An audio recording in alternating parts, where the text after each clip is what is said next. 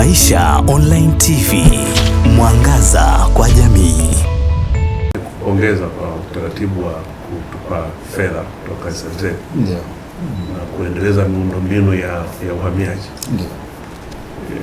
Kwa kweli fedha ile inaonekana impact yake, kwamba ni kama retention lakini imekuwa yenye impact. Kwani miaka yote ilikuwa wapi mpaka sasa imekuwa hivi?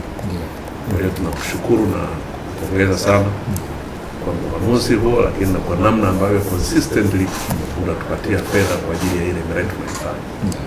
Tuna kule Micheweni kule kuna jengo zuri tumemalizika zuri kabisa, kiwango nzuri kabisa. Hapa Zanzibar tuna taasisi inayoitwa mamlaka ya usafiri barabarani, jina lake ndio hilo.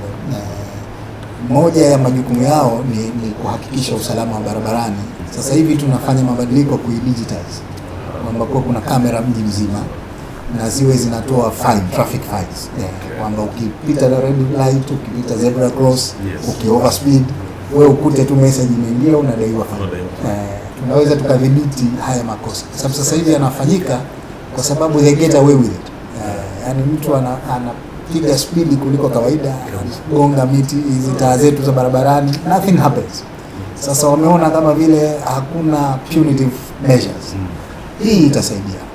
Tukianza kupiga fine itasaidia, na tutaweza kuwasaidia hawa traffic police kudhibiti hizi hali, kwa sababu unajua bahati nzuri siku hizi kuna solution, digital solution ya mambo mengi.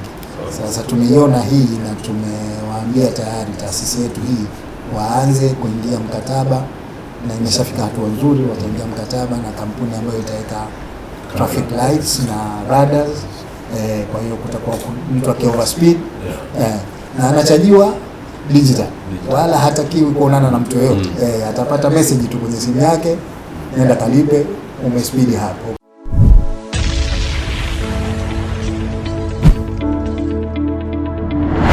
Maisha Online TV, mwangaza kwa jamii.